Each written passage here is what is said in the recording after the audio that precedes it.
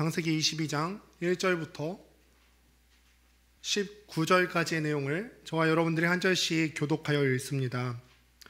그 이후에 하나님이 아브라함을 시험하시려고 그를 부르시되 아브라함아 하시니 그가 이르되 내가 여기 있나이다.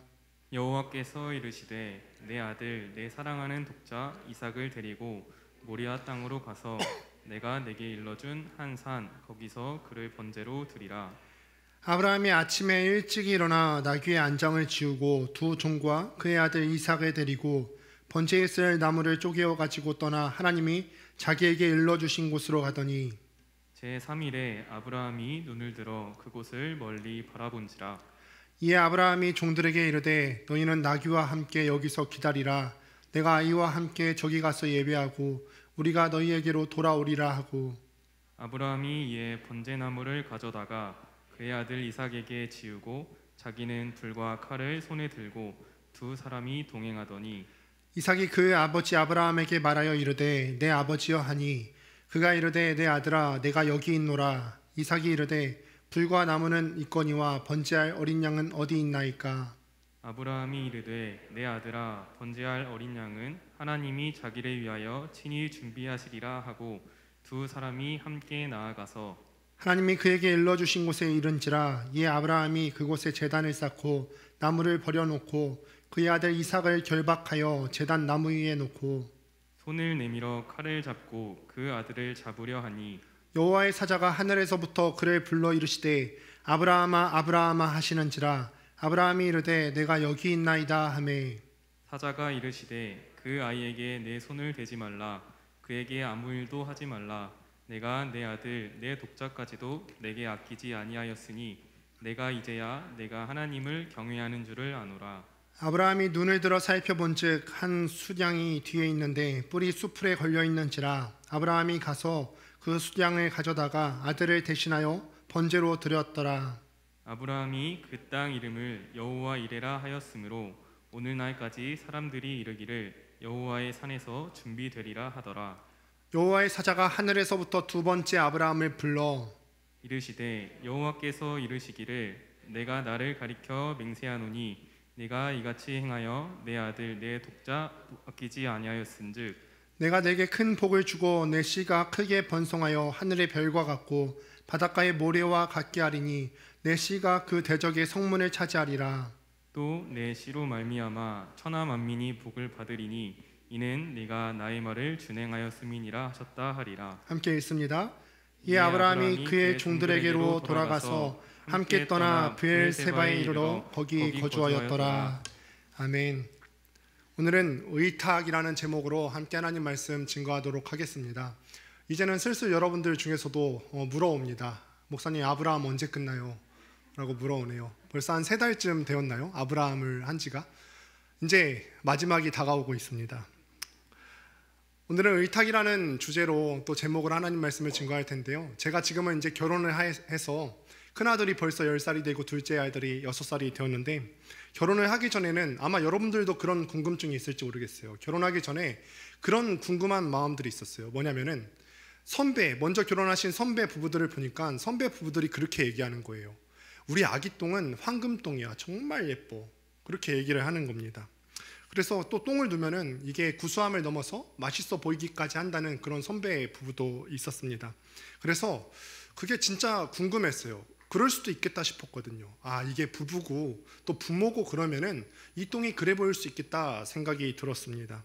그래서 저도 저 스스로한테 적용을 해봤죠. 내가 나중에 자식을 낳으면은 내가 좀 비위가 약한 편인데 기저귀를 좀 잘 갈아줄 수 있을까? 궁금하던 차에 마침 그 즈음에 아기를 낳은 그 선배 부부가 있어서 그 부부의 댁을 방문하게 되었습니다. 그래서 그 부부의 댁을 방문해서 함께 야식을 먹고 이런저런 얘기를 하던 찰나에 마침 때가 되었습니다. 그 아이가 드디어 이를 보게 된 것입니다. 그래서 제가 먼저 그 형님께 이렇게 물어본 적이 있거든요. 형님, 정말 형님도 아이가 있는데 이 아이 똥이 이전에 선배 부부가 얘기하던 대로 아이 똥이 냄새도 안 나고 그렇게 예쁩니까? 하니까 그 선배가 이렇게 얘기해요. 맞아, 아이 똥은 황금똥이야. 우리 똥과 달라. 이렇게 얘기를 하더라고요. 그래서 그 아이가 이를 보았길래 마침 가서 제가 보게 되었어요. 그랬더니 똥은 똥이라는 사실을 깨달았어요. 이건 진짜 아기 똥이든 어른 똥이든 상관없이 똥은 똥이구나. 야식을 먹은 것을 후회했습니다. 다 뒤집어 엎어지는 줄 알았어요. 제가 보았을 때 그냥 똥은 똥이지 그 이상의 것이 아니었어요. 서론부터 똥 이야기를 해서 죄송스럽습니다만은 제가 그렇다고 해서 아기를 예뻐하지 않는 건 아닙니다. 저는 아이를 굉장히 예뻐하는 사람 중에 한 명입니다. 그런데 저와 그 선배의 차이가 무엇이겠습니까? 저도 그 아이를 좋아하지만 제가 부모의 심정으로 그 아이를 사랑하지 않는다는 것의 차이가 있죠. 제가 남이다 보니까 그 아이를 예뻐해도 어느 특정 부분은 제외해놓고 예뻐한다는 것이죠. 여러분, 부모된 입장으로 부모로서 그 아이의 모든 것을 예뻐하는 그 모습을 보면서 우리는 전적인 수용이라는 것을 배울 수가 있어요. 그 아이의 똥까지 예쁘다고 하는데 그 사랑에 대해서 무엇을 우리가 더 말할 수 있겠습니까? 이것을 우리가 전적인 수용이라고 하고, 이 사람의 어느 한 부분을 제외해 놓지 않고 모든 것을 사랑하는 것을 우리는 진정한 사랑이라고 합니다.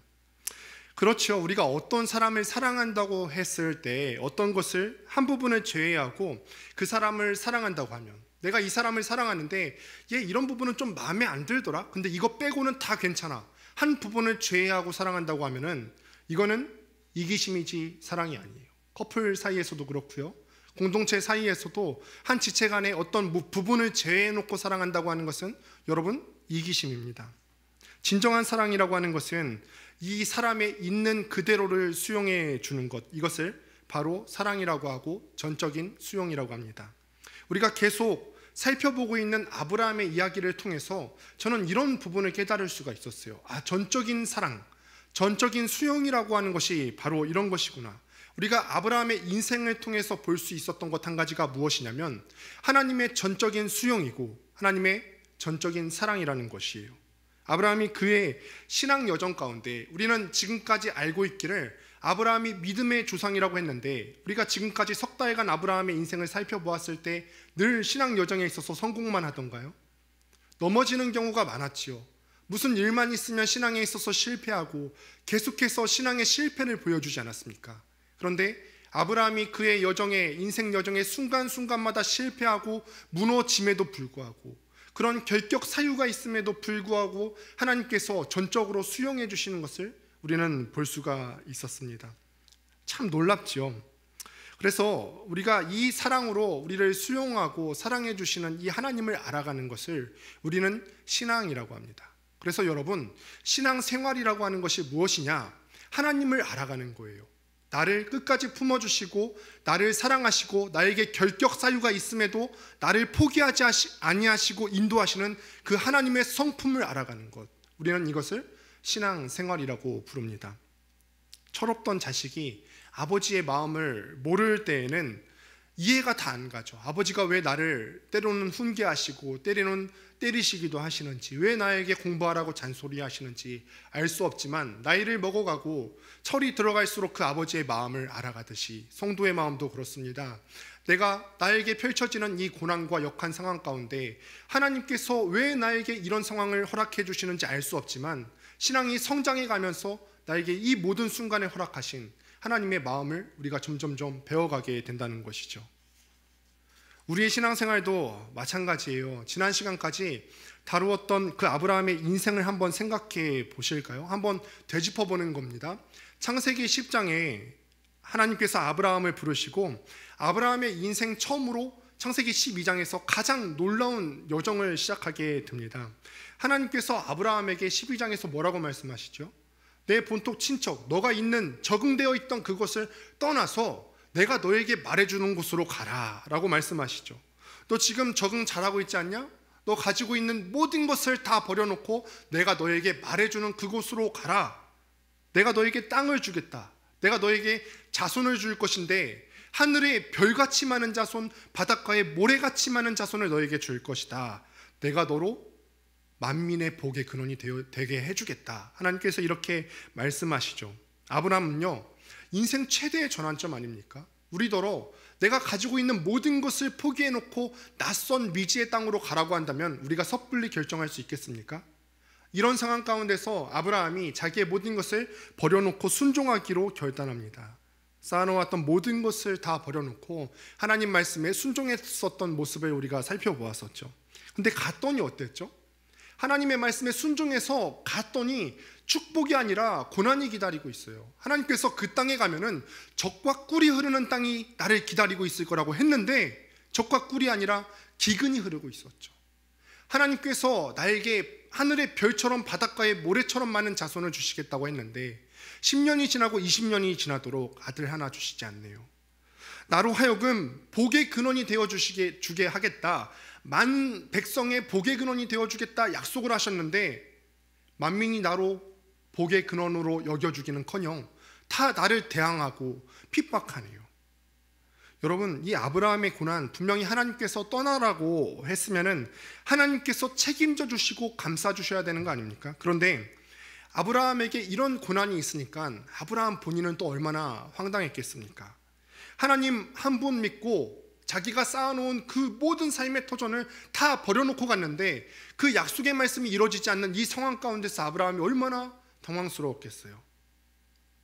아브라함이 심정이 여러분들이 이해가 가십니까? 참 당황스럽지 않았을까요?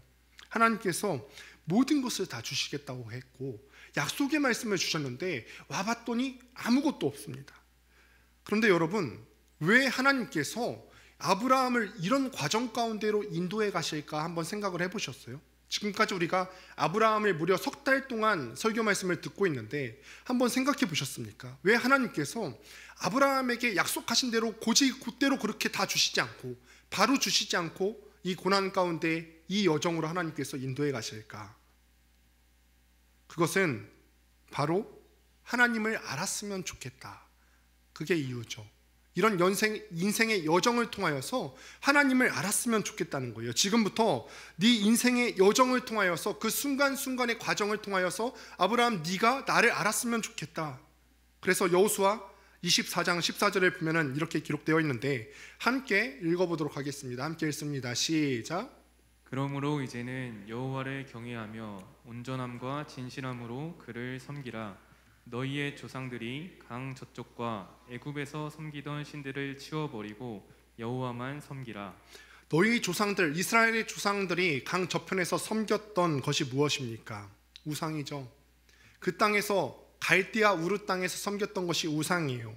아브라함 고향, 그러니까 한마디로 아버지인 데라 때부터 이 아브라함의 가문은 뭐 하는 가문이었냐면은 우상을 만들어 팔아먹은 집안이었어요. 다시 말씀드리면 아브라함은 하나님께서 아브라함을 콕 집어서 부르시기 전까지는 하나님에 대해서 아는 지식이 전적으로 부족했다는 거예요. 그를 불러놓으시고 인생의 여정을 시작하면서 하나님께서는 그 약속하셨던 복들을 주시기 전에 아브라함한테 하나님이 누구신지를 알기를 원하셨다는 거예요. 왜냐하면은 하나님을 모르는 상태에서 내가 하나님을 제대로 알기도 전에 하나님이 약속하신 복을 받게 되면은 이 복이 누구로부터 왔는지 알 수 없기 때문에 그렇습니다. 그렇기 때문에 먼저는 인생의 과정을 통하여서 하나님이 어떤 분이신지를 명확히 알고 하나님께서 약속하셨던 그 복을 누리시기를 원하셨죠. 하나님께서 약속하신 젖과 꿀이 흐르는 땅에 들어가기 전에 뭐 하라고 하냐면은 하나님께 기도해야 되고 또 하나님과 의논하고 하나님께서 나를 끊임없이 옆에 계셔서 감찰하시는 하나님을 알아가기를 원하셨다는 겁니다. 근데 우리가 지금까지 아브라함의 여정을 계속 쭉 살펴오는 것을 제가 되짚어 드리고 있는데요, 아브라함은 하나님의 기대에 그렇게 바로바로 부응하지 못한 삶을 살았었죠. 처음에 가나안 땅에 가서 약속하신 그 땅에 머물러 있었으면 좋았을 것을 기근이 흐른다고 애굽으로 도망을 갔습니다.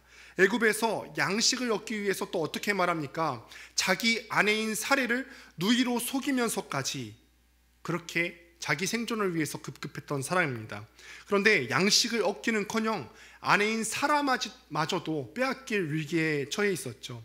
하나님께서 그 가운데서 급하게 역사하셔서 자기 아내인 사라를 바로의 침상에서 빼오시고 또 양식과 재물을 주셔서 아브라함을 다시금 돌아오게 만드셨어요. 이 과정 가운데서 아브라함의 무엇을 볼 수 있었을까요? 바로 이 내용에서 내가 이 불순종하는 결격 사유가 있는 과정 가운데서도 하나님께서 나와 함께 하셨구나. 나를 돌보시고 나를 감찰하시는 하나님을 볼 수가 있었죠. 또 어떻습니까? 조금 더 지난 이후의 과정을 살펴보실까요? 10년이 지나도 아들을 주시지를 않아요. 하늘의 별같이 바다의 모래같이 많은 자손을 주시겠다고 하나님께서 분명하게 나에게 약속을 하셨는데 단 한 명의 자식도 주시지 않았어요. 왜 그러셨습니까?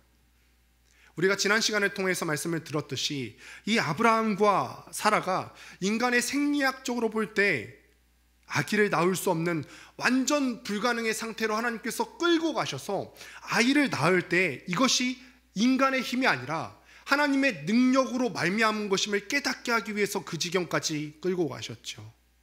그래서 아기를 낳는 것이 생명의 주관자시고 근원이신 하나님의 능력에서 비롯된 것임을 그 시간 가운데 그 늙음하게 낳은 아들을 통하여서 깨닫게 하셨어요.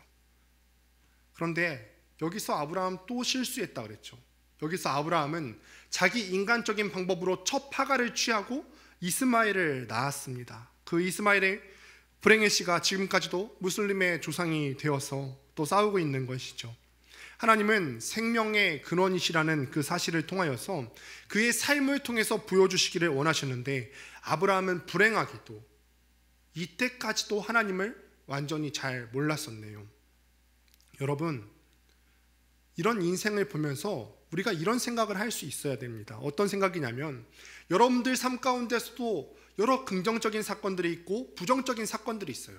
우리가 이번 일주를 살아갈 때에도 여러분들 가운데서는 여러 가지 사건들이 일어날 겁니다. 좋은 일이 있을 수도 있을 것이고 나쁜 일이 있을 수도 있을 겁니다. 그러나 하나님께서 여러분들에게 그 주어주시는 긍정적인 사건이든 또는 불행한 사건이든 간에 이 사건들을 통하여서 하나님께서는 저와 여러분들의 삶에 간섭하시고 섭리하시기를 원하십니다. 그런데 이렇게 섭리하실 때 하나님께서 간절하게 원하시는 한 가지 목적이 있습니다.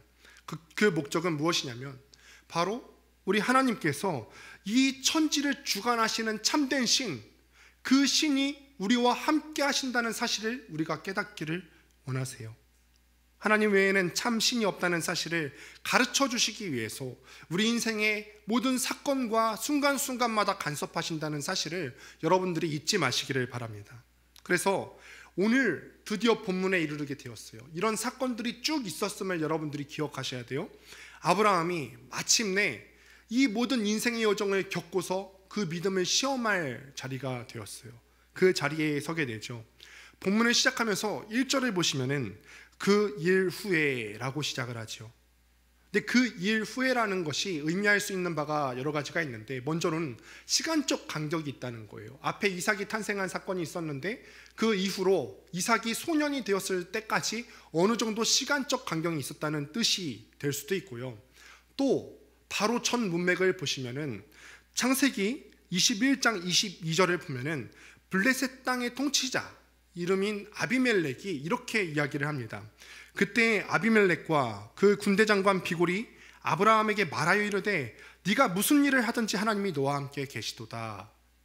우리가 그 일 후에라고 그냥 문장 그대로를 봤을 때 바로 전에 이 사건이 있었어요. 아비멜렉이 아브라함의 삶을 보는데 가만히 옆에서 보니까 이 사람 삶에는 하나님이 늘 함께 하시는 거예요.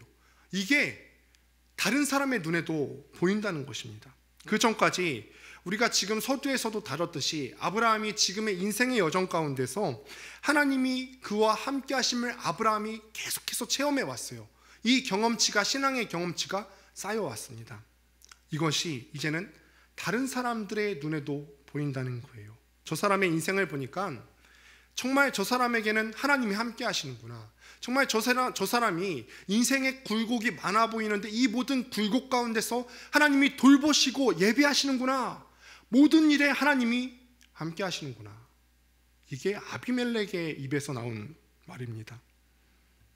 아브라함이 이런 식으로 준비돼서였다고 생각하셨을까요? 하나님께서는 본문 1절을 다시 보니까 이 아브라함을 시험하시려고 부르신다고 기록을 하네요.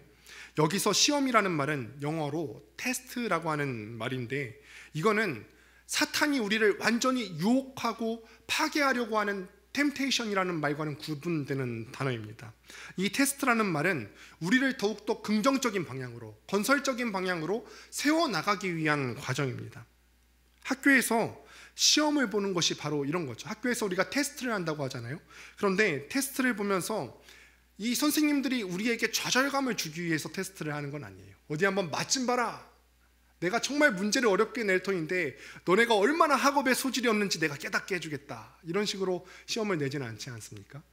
이 테스트를 통하여서 학생들의 실력이 자라나기를 원하죠. 하나님께서도요, 아브라함을 더욱더 믿음의 자리 가운데 세워가기 위한 일환으로 테스트를 하시기로 결정을 합니다. 그런데 이 시험의 내용이 우리가 상상할 수 없는 내용입니다. 우리가 2절 말씀을 또한 자세히 보시게 되면은 하나님께서 요구하시는 시험의 내용이 어떤 것인지를 우리가 알 수 있어요. 또한 이것은 우리에게도 해당이 될 거예요. 하나님께서 여러분들의 신앙의 성장을 위해서 테스트를 해보실 수도 있을 텐데 어느 정도로 시험을 하실 것인지 가늠해 볼 수도 있겠네요. 2절에 보면은 하나님께서 이삭을 바치라고 합니다. 그런데 그냥 이삭을 바치라고 하면 될 것을 그 앞에 수식어가 굉장히 많이 붙습니다. 네 아들, 네 사랑하는 독자 이삭이라고 표현을 합니다. 네 아들, 네 사랑하는 독자 이삭을 드리라고 하십니다. 그러니까 하나님께서는 이 이삭을 바치라는 의미가 아브라함에게 얼마나 중요한 의미인지를 알고 계셨다는 거예요. 하나님께서 이삭을 바치라는 것이 아브라함에게 있어서 가장 소중한 것을 내놓으라는 것을, 그 의미를 하나님께서 알고서 요구를 하셨다는 거예요. 근데 아브라함이 이 자기에게 있는 최고의 것을 들을 수 있다면 다른 말씀은 얼마든지 순종할 수 있지 않겠습니까? 더군다나 이 이삭을 드리는 방법에 대해서도 정확하게 하나님께서 지정을 해 놓으시는데 번제로 드리라고 하십니다. 번제는 짐승을 잡아놓고 그 목을 베고 또 피를 빼고 가죽을 벗기고 내장을 발라내서 완전히 태워드리는 제사를 번제라고 합니다. 어느 부모가 이 명령을 받을 수 있겠어요? 어느 부모가? 난데없이 하나님께서 100세 때 주신 아들을 하나님 앞에서 번제로 죽여서 드리라고 합니다. 여러분, 자식이라고 하는 것은요, 많이 있다고 해서 한 명을 드릴 수 있는 정도의 수준이 아니에요. 내가 아들이 100명 있다고 해서 나머지 99명 있으니까 한 명은 덜 소중하겠지, 그런 마음이 아니에요. 차라리 내가 죽는 게 낫지, 이렇게 생각하는 게 부모의 마음이죠. 더군다나 아브라함이 지금 어떤 상태죠? 바로 전장인 21절을 보면은 비록 사라의 아들은 아니었지만 아브라함이 자기 피부치인 이스마엘을 하나님의 말씀에 순종해서 광야로 이미 내보낸 후 아닙니까? 이미 첫 번째로 낳은 아들을 어떤 의미에서 보면은 잃어버린 후였어요. 그런데 이제 남은 아들 하나마저도 하나님께서 바치라고 하십니다. 이게 얼마나 황당한 일입니까? 우리 같은 수준에서는 절대로 받아들이기 어려웠을 겁니다. 그런데 놀랍게도요, 여러분 창세기 22장을 한번 쭉 찾아보세요. 그런데 창세기 22장을 쭉 훑어봐도 어떤 곳에서도 아브라함이 하나님의 말씀에 있어서 불순종을 했다거나 망설였다거나 어려워했다거나 원망했다는 기록이 전혀 없습니다. 오히려 3절 말씀을 보시게 되면은 말씀을 받고 하나님의 명령을 듣고 아침에 일찍이 일어나 말씀하신 그 땅으로 나아갑니다. 망설이지 않았어요. 말씀을 받은 즉시 그 다음에 아침에 일찍이 일어나서 그 땅을 향하여 출발합니다. 지체하지 않고 명령에 순종을 하게 되죠. 또 4절 말씀을 보실까요?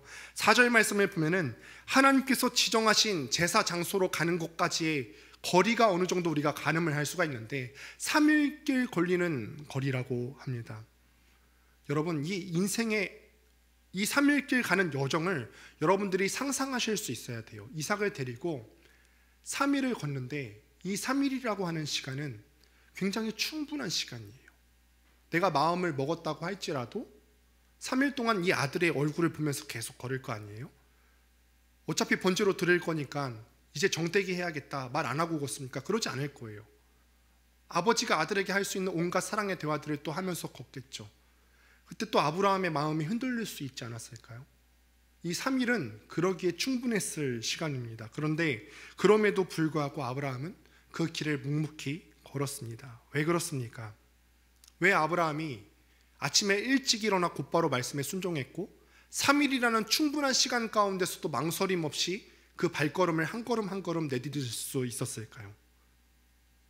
그건 바로 지금까지의 인생의 여정을 통하여서 그 일 후에 아브라함이 이제는 하나님이 어떤 분이신지를 알게 된 거예요. 이게 아브라함의 고백입니다. 이제는 내가 하나님을 조금 알게 되었습니다. 이제는 내가 하나님이 어떤 분이신지를 조금 압니다. 이게 아브라함의 신앙의 고백이죠. 다시 한번 오늘 본문을 시작하면서 1절에 그 일 후에로 시작한다고 했죠. 그럼 오늘의 일이 있기 전에 아브라함이 경험을 통해서 알게 된 하나님이 어떤 하나님이십니까? 늘 보호해 주시는 하나님이시지 않았습니까? 늘 함께 하시는 하나님이셨어요. 심지어 아브라함이 그의 인생 가운데서 지속적으로 실패하는 모습, 지속적으로 부족한 모습을 보였음에도 불구하고 변함없이 그를 품어주시고 기다려주셨던 하나님 아닙니까? 아브라함이 그의 인생을 통해서 경험했던 하나님은요, 자기에게 아픔을 주기 위해서 자기가 사랑하는 독자 이삭을 데려가시는 그런 무정한 하나님이 아닙니다. 그래서 5절을 보면은 이 아브라함이 아주 확신에 찬 말로 하나님을 분명히 알고 있었으니까 이런 대답이 나왔을 거라 생각을 하는데 5절에 이렇게 종들에게 얘기하죠. 여기서 기다려라. 여기서 기다려. 내가 이삭하고 저기 가서 예배한 후에 우리가 너희에게로 돌아오리라. 이렇게 얘기를 합니다. 분명하게 돌아올 때 우리라고 얘기해요. 만약에 정말로 이삭을 잡아서 번제로 드릴 것 같았으면 돌아올 사람은 아브라함 혼자였겠죠. 그런데 돌아올 때도 같이 돌아오게 된다는 거예요. 아브라함의 확신에 찬 믿음이 드러나는 구절이죠. 이삭이 아브라함에게 또 묻습니다. 아버지, 번제할 나무와 또 번제할 나무 둘은 여기 있는데 우리가 드릴 제물 어린 양은 또 어디에 있습니까? 그러자 아브라함이 또 이렇게 대답하죠. 하나님이 자기를 위해서 친히 준비하시리라. 이렇게 대답을 합니다. 근데 이거는요, 아브라함이 이삭을 속이기 위해서 허위 대답을 하고 있는 것이 아니에요. 하나님에 대한 확신으로부터 나온 대답이죠. 우리가 문맥을 통해서 봤을 때 이거는 이삭을 잠시 잠깐 속이려고 하는 것이 아니라 정말 그 아브라함 마음 가운데 하나님이 어떤 분이신지를 알고 확신에 차서 대답을 하는 겁니다. 실제로 이 사건에 대해서 히브리서 11장 19절에 보면은 아브라함의 믿음의 확신에 대해서 이렇게 이야기하는데 함께 읽어보도록 하겠습니다. 함께 읽습니다. 시작. 그가 하나님이 능히 이삭을 죽은 자 가운데서 다시 살리실 줄로 생각한지라. 비유컨대 그를 죽은 자 가운데서 도로 받은 것이니라. 이삭을 하나님께서 다시 살리실 줄로 믿을 수 있게 되었다는 거죠. 믿음이 참 대단하죠. 이전에 하나님이 아브라함이 99세 때 찾아오셔서 내년에 너에게 아들이 있을 것이다 라고 말했을 때 비웃었던 그 아브라함 어디 있습니까? 시간이 흐르면서 아브라함이 지금 자라고 또 하나님에 대해서 조금 알 수 있게 되었다는 거예요. 이제는 내가 하나님이 어떤 분이신지 조금 알겠습니다. 아브라함의 고백입니다. 아브라함이 처음 하란 땅을 떠날 때 75세 때의 부름을 받아서 약 40여 년간 하나님과 동행하면서 정말 숱한 인생의 여정을 겪지 않았어요? 그런데 이런 경험들을 사건들을 통해서 그가 깨달은 사실이 무엇이냐면 이런 사건들 가운데서 이제야 내가 하나님이 나와 함께 하시다는 사실을 알게 되었어요. 이제야 이 모든 사건들 가운데서 하나님이 나에게 어떤 의미신지 하나님이 어떤 분이신지에 대해서 내가 알게 되었습니다 라는 고백이죠. 그렇기 때문에 아브라함은 아들을 장작 더미 위에 묶어놓고 묵묵히 칼을 지켜둘 수 있었다는 것입니다. 그러자 하나님께서 12절에서 이렇게 말씀을 하십니다. 네가 네 아들, 네 독자까지도 내가 나한테 아끼지 않은 걸 보니까 내가 이제야 네가 나를 경외하는 줄 알겠다. 너 시험 합격이야. 이제 알겠다. 이전까지는 너가 시험에 있어서 계속해서 무너져 왔는데 모든 인생의 순간들 가운데 무너져 왔는데 이제는 네가 나를 알게 되었구나. 합격이다. 이제 아브라함 네가 나에 대해서 아는구나 라고 하는 거죠. 사랑하는 라이프캐쳐 여러분, 여러분은 여러분이 하나님을 믿는다고 하는데 여러분이 믿는 하나님을 얼마나 알고 계십니까? 하나님께서는 당신의 백성, 당신의 자녀들을 아프게 하고 또 또 괴롭게 하는 폭군이 아니에요. 악한 우리 인간들도 자식에게 줄 때는 좋은 것으로 줄 줄 알거든. 하물며 선하신 우리 하나님께서 자식들에게 더욱더 좋은 것으로 주시지 아니하겠느냐고 성경에서 말씀하시고 계십니다. 중요한 건 뭐냐면 우리가 하나님을 제대로 알고 있느냐 모르고 있느냐가 중요한 것입니다. 아브라함이 지난 인생 가운데서 자신을 인도하시는 하나님을 충분히 경험했습니다. 블레셋 땅의 아비멜렉의 눈에도 그 사실이 보였을 정도입니다. 이제 너를 보니까 너의 삶 가운데 모든 영역 가운데 하나님이 함께 하신 줄을 알겠다. 여러분 한번 지난 삶을 돌아보시길 바랍니다. 지난주에 우리가 돌보심이라는 제목으로 하나님 말씀 나누었는데 지금까지도 채우시고 또 인도하시는 하나님의 돌보심이 여러분들의 삶 가운데 있지 않았습니까? 지금까지 하나님께서 그렇게 돌보아 주셨어요. 또 말씀을 보시면은 1절과 11절을 보면은 하나님께서 아브라함을 부르세요. 아브라함아 아브라함아 부르시죠. 그때 아브라함이 대답합니다. 내가 여기 있나이다. 영어로 하면 Here I am. 그런데 여러분 잘 생각해 보세요. 아브라함의 인생을 생각해 보시고 오늘 장면 가운데 이삭을 바치려고 했을 때 숫 양을 예비하신 그 하나님의 모습을 생각해 보십시오. 정작 내가 여기 있다, 내가 여기 있다고 말씀하시는 분은 하나님 아닐까요? 제가 아이들과 밖에 외출을 하면은 아직까지는 화장실에 같이 가줘야 돼요. 아주 어릴 적에는 화장실 칸 안에까지 같이 들어갔거든요. 근데 아이들이 크다 보니까 이제 제가 화장실 칸 안에까지 들어가면 좀 부끄러운가 봐요. 이제는 좀 커서 아빠 이제 문 밖에 나가 있어 그러거든요. 그럴 거면 그냥 혼자 하고 와도 되는데, 그러면 이 문 안에서 수시로 목소리가 들려요. 아빠 아직 있어? 아빠 거기 있어? 그럼 제가 대답하죠. 아빠 여기 있어. 아빠 여기 있어. 무서워하지 마. 조금 더 지혜로운 아빠라면은 다음번부터는 이 아이가 나한테 먼저 묻기 전에 제가 먼저 반응을 할 겁니다. 내가 먼저 노래를 불러주거나. 근데 제가 아는 노래라고는 찬송가밖에 없어서 공공화장실에서 가끔 찬송가를 부를 때가 있어요. 소리를 내줍니다. 구두 소리를 일부러 내주거나. 그러면서 아이에게 확신을 주는 거예요. 아빠 여기 있어. 하나님은 여러분들에게 이런 아빠시라는 거죠. 아빠. 지난 시간에도 말씀드렸지만 이 창세기를 기록했던 시점은요, 가나안 땅을 향하여 가던 여정 중에 모세가 이스라엘 백성들에게 가르치는 내용이었죠. 창세기를 포함하여서 모세오경에서 모세는 과거의 이스라엘 백성들의 일들을 다시 되짚습니다. 하나님께서 애굽에서 430년을 동안이나 노예 생활을 하는 이스라엘 백성들을 출애굽시키셨습니다. 이스라엘 백성들에게 출애굽시키시면서 하나님께서 반복해서 이런 말씀을 하시거든요. 이로써 내가 참 하나님인 줄 너희로 알게 하리라. 430년 동안 노예 생활을 한 이스라엘 백성들에게 중요한 것은 젖과 꿀이 흐르는 가나안 땅이 아니라 그것보다도 더 중요한 것이 있는데, 그것이 무엇이냐면 바로 자기들을 창조하시고 또 섭리하시고 지금까지도 인도하시는 하나님이 누구신지 아는 것이 그 무엇보다도 가장 시급한 것이었습니다. 이스라엘 사람들은요, 어떤 백성이었냐면 조금만 힘들면 원망하고 불평하고 심지어는 지도자인 모세를 죽이려고까지 하였습니다. 그때마다 그들에게 하나님께서 기적을 베푸시고 그 어려운 문제를 해결해 주시면서 하신 말씀이 이로써 내가 참 하나님이신 줄 너희로 알게 하리라, 이렇게 말씀하셨어요. 그러니까 그들이 힘든 여정을 하다가 출애굽하는 가운데서 온갖 고난을 만날 때 하나님께서 말씀하시는 거죠. 반응해 주시는 거예요.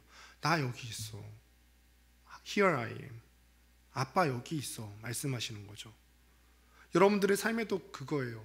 여러분들에게 하나님께서 말씀하시는 거는 나는 여전히 여기 있다. 이제 나 좀 제발 알아봐 주면 안 되겠니?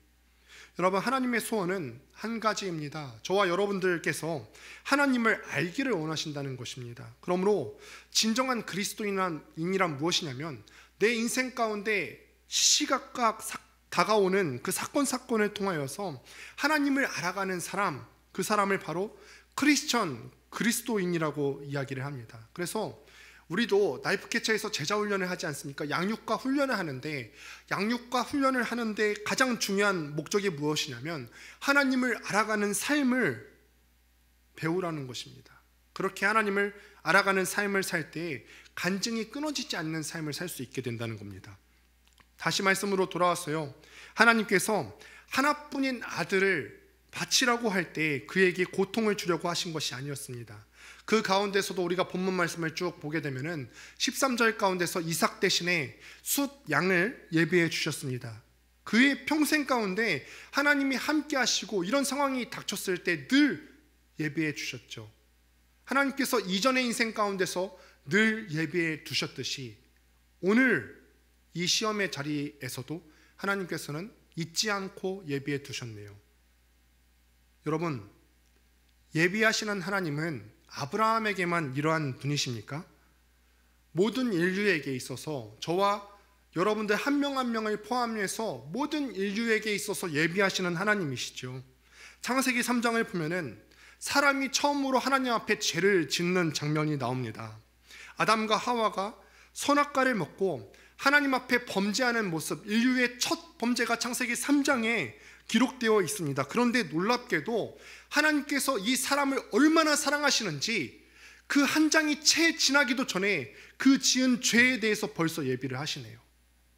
어디에 나와 있냐면 창세기 3장 15절에 예수님께서 이 땅에 오실 것임을 죄를 짓자마자 하나님께서 예비해 두셨습니다.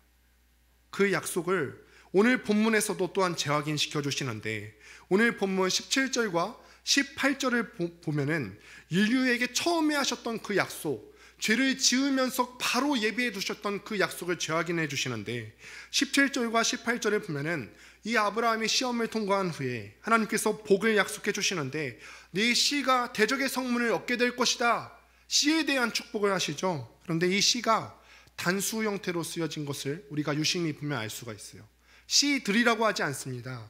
씨들이라고 하는 것은 아브라함 너희 자손들, 어쩌면 이스라엘 민족들이라고 통칭해서 우리가 알 수도 있게 되는데, 여기서는 단수 형태로 내 씨라고 하면서 정확하게 예수 그리스도를 상징하고 있습니다.